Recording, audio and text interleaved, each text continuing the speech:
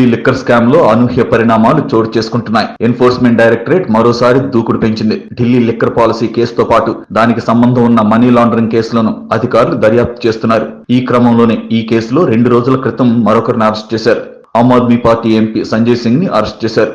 Delhi liquor కేసులో తనను కూడా ఈడీ అధికారులు విచారణ జరుపుతారని గతంలోనే పేర్కొన్న ఎంపీ సంజయ్ సింగ్ తన ఇంటి ముందు వెల్కమ్ ఈడీ అంటూ పోస్టర్ కూడా పెట్టేశారు. అయితే ఈ అరెస్టులు, ఈడీ దూకుడు పక్కన పెడితే ఈ కేసులో సుప్రీంకోర్టు చేసిన వ్యాఖ్యలు సంచలనంగా మారాయి.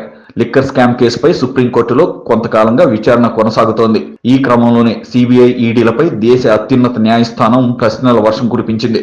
ఈ కేసులో ఆప్ ని నిందితుల జాబితాలో చేర్చకపోవడంపై కూడా ఆరా తీసింది.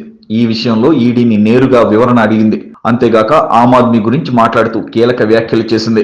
ఓ రాజకీయ పార్టీని టార్గెట్ చేయాలన్న ఉద్దేశం తమకు లేదని, కానీ లీగల్ గా చూసినప్పుడు ఆప్ ని కూడా ఈ లిస్టులో చేర్చాల్సిన అవసరం ఉందని స్పష్టం చేసింది. మనీ లాండరింగ్ నిరోధక చట్టం పరంగా చూస్తే ఇది కీలకమే అని సుప్రీం తేల్చి చెప్పింది. మనీష్ సిసోడియా బెయిల్ పిటిషన్ విచారణ సందర్భంగా సుప్రీంకోర్టు ఈ వ్యాఖ్యలు చేసింది. అలాగే లిక్కర్ స్కామ్ కేసులో విచారణ జరిగిన తీరుపైన ప్రశ్నల వర్షం కురిపించింది. అసలు ఈ పాలసీని లీగల్ గా సవాల్ చేసే అవకాశం ఉందా అని సిబిఐని సూటిగా ప్రశ్నించింది. సుప్రీంకోర్టుకి సిబిఐ వివరణ ఇచ్చింది. కొంతమందికి లాభం చేకూర్చేందుకే ఈ పాలసీని తీసుకొచ్చారని సిబిఐ స్పష్టం చేసింది.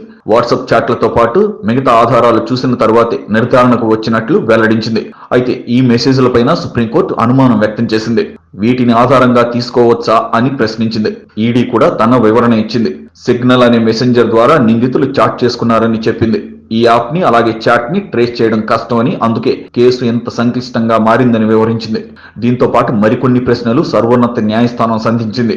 విజయ్ నాయర్, మనీష్ సిసోడియా ఈ లంచాల గురించి మాట్లాడుకుంటుండగా మీరు విన్నారా? పోనీ ఎప్పుడైనా చూశారా? ఈ వాట్సాప్ చాట్ ని ఎలా పరిగణనలోకి తీసుకోమంటారు? పోనీ అప్రూవర్ చెప్పిందైనా నిజమే అని ఎలా నమ్మమంటారు? దీనికి సాక్ష్యాధారాలు ఉండాలిగా. అసలు క్రాస్ ఎగ్జామిన్ చేస్తే 2 నిమిషాలు కూడా ఈ కేసు నిలబడదని సుప్రీం సంచలన వ్యాఖ్యలు చేసింది. అలాగే 100 కోట్లు ఆమ్ ఆద్మీ పార్టీకి ముడుపులుగా అందాయనే అభియోగమే ఉంటే ఆప్ ను ఎందుకు నిందితుల జాబితాలో చేర్చలేదని వేసిన ప్రశ్న న్యాయపరమైనదే అని, దానిలో మరో కోణం లేదని justice Sanjiv Khanna, justice SVN భట్టీలతో కూడిన ద్విసభ్య ధర్మాసనం స్పష్టం చేసింది. మీ కేసు ప్రకారం మనీష్ సిసోడియాకు డబ్బు నేరుగా అందలేదు. మరి ఆయనపై మనీ లాండరింగ్ కేసు ఎందుకు పెట్టారు? లిక్కర్ సిండికేట్ నుంచి డబ్బు ఇంతకి ఎక్కడికి వెళ్ళింది, ఎలా వెళ్ళింది, ఎవరి నుంచి వెళ్ళిందని ఈడీ తరపు న్యాయవాది అడిషనల్ సొలిసిటర్ జనరల్ ఎస్వి రాజును ధర్మాసనం అడిగింది. మీరు 100 కోట్లు 30 కోట్లు అని 2 అంకెలను చెప్పారు. ఈ కేసుతో ముడిపడిన వాళ్ల మధ్య జరిగిన పేమెంట్స్ వివిధ రకాల పనుల కోసమే కూడా ఉండొచ్చు కదా. వాటికి లిక్కర్ తోనే సంబంధం ఉందని ఎలా చెప్పగలం అని న్యాయస్థానం కీలక వ్యాఖ్యలు చేసింది. ఈ కేసులో అప్రూవర్ గా మారిన దినేష్ అరోరా డబ్బులిచ్చానని ఒప్పుకున్నాడు. ఆ ఒక్కదాన్ని సిసోడియాకు వ్యతిరేకంగా ఎవిడెన్స్ గా చూపిస్తున్నారు. దీనికి మించి మరో సాక్ష్యం ఈ కేసులో కనిపించడం లేదని ఈడీని ఉద్దేశించి జస్టిస్ సంజీవ్ ఖన్నా వ్యాఖ్యానించారు. ఇదే సమయంలో కొందరు వ్యక్తులకు లబ్ధి చేకూరేలా ఢిల్లీ లిక్కర్ పాలసీని రూపొందించారని సిబిఐ ఆరోపించింది. ఇందుకు సంబంధించి కొన్ని వాట్సాప్ మెసేజ్లను సిబిఐ కోర్టుకు సాక్ష్యంగా సమర్పించింది.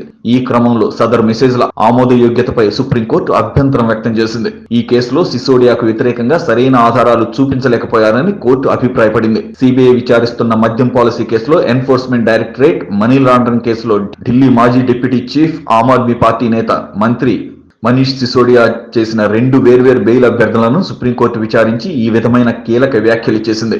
ఒక రకంగా కేసును దర్యాప్తు చేస్తున్న కేంద్ర ఏజెన్సీలపై సుప్రీంకోర్టు సీరియస్ అయింది. ఇక ఈ కేసు విషయానికి వస్తే 2022 ఆగస్టు 17న అప్పటి ఢిల్లీ ఉప ముఖ్యమంత్రి మనీష్ సిసోడియాతో పాటు మరో 14 మందిపై హోం వ్యవహారాల మంత్రిత్వ శాఖ సూచన మేరకు సెంట్రల్ బ్యూరో ఆఫ్ ఇన్వెస్టిగేషన్ నమోదు చేసిన కేసు ఆధారంగా మనీ లాండరింగ్ విచారణ జరిగింది.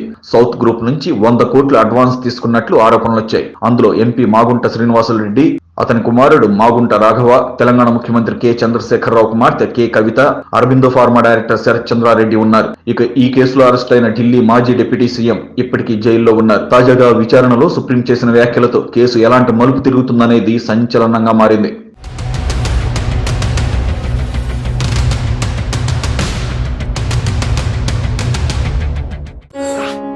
ఓటు వేయడం మన హక్కు, మన బాధ్యత.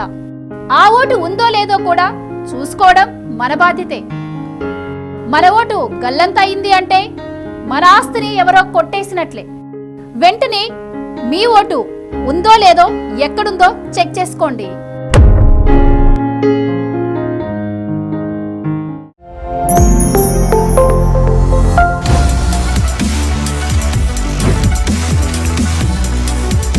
ఈ వీడియో కనుక మీకు నచ్చినట్టయితే లైక్ చేయండి, షేర్ చేయండి, సబ్స్క్రైబ్ చేయండి, అలాగే పక్కనే ఉన్న బెల్ ఐకాన్ని క్లిక్ చేయండి.